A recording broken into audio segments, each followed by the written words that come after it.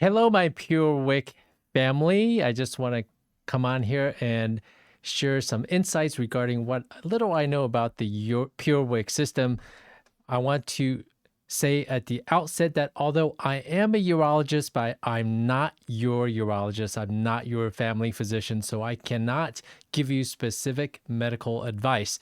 But I want to say thank you so much for sharing your insights and information regarding the PureWick system. I do prescribe PureWick for some of my patients when indicated, especially some of my ladies who are incontinent of urine and they can't handle the problem and they're just not willing to deal with the wet diaper, the wet underwear, the wet bed linen.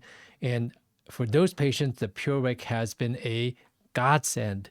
So PureWick is a female external catheter for urine output management of our ladies with the anatomical vagina.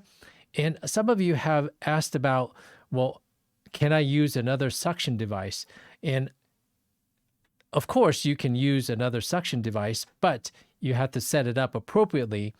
And one of the things that you may want to consider is to make sure you get a pump that is capable of producing at least 40 millimeters of mercury of suction. And that seems to be the minimum that is required to make sure that PureWick catheters work the best possible. So some of you have mentioned that the cost of the wicks, the catheters, are just outrageous. And I can't agree with you more. It is very expensive. And unfortunately, insurance coverage is not very good. Some of you have mentioned that you are using or recycling and reusing these PureWick catheters, although that is not recommended, but it is being done. And there are a lot of people, or some people who have recycled the catheters. Seems to work. Again, it is not recommended by BD, the manufacturers of PureWick, but it is being done, and that may allow the catheters to last a little bit longer and save you some money. Now, keep in mind, a lot of people are like, ooh, I don't want to touch pee. Keep in mind that urine is pretty much sterile most of the time, unless there's an infection.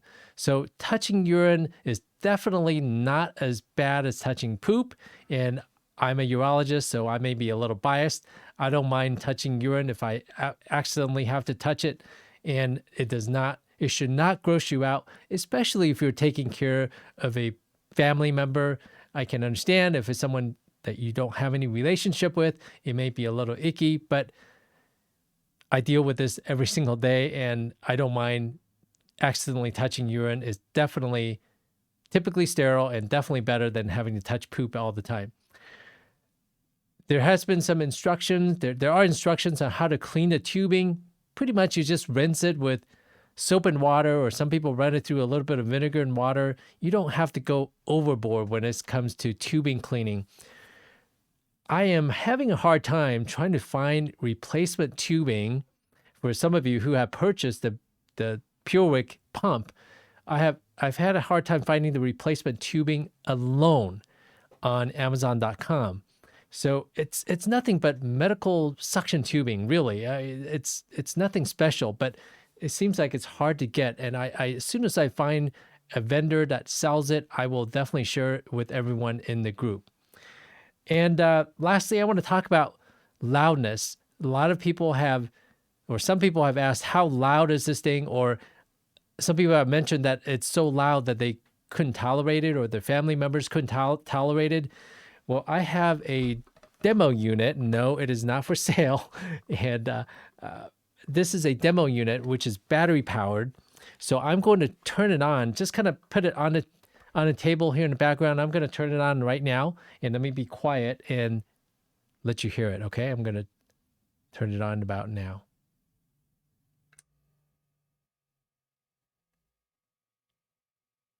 That's what it sounds like in a studio with a dynamic microphone. I'm going to bring this towards the microphone itself. And that is with the device turned on in front of a microphone that is dedicated to pick up sound right in front of it. So it is actually really, really quiet. If you want, if you don't want to put it on a nightstand, you can put this thing on the floor if you want, or maybe put a carpet underneath the pump. It's really, really quiet for most people. It should not, the sound should not be, the loudness should not be a concern. It is designed to be quiet so that you're not bothered by the sound. So anyway, let's see. I also want to mention that some men, especially obese men who are incontinent at night, they do use this device and they kind of tuck it in their folds, even though this device is designed and the catheters are designed for female use. And when it comes to insurance coverage for this device, I'm just as in the dark regarding insurance coverage. And I'm sure as soon as BD, the manufacturers of this device, have something new, they will definitely share with me. And as soon as I hear something new or coverage availability, I will definitely share with everyone. So lastly, I want to say thank you so much. I learned a lot from all of you who are actually in the trenches using the devices. For me, I simply prescribe the devices and I hear from you regarding how effective it is, and I share that with my patients. So let's continue helping each other. Take care and be well. Bye-bye.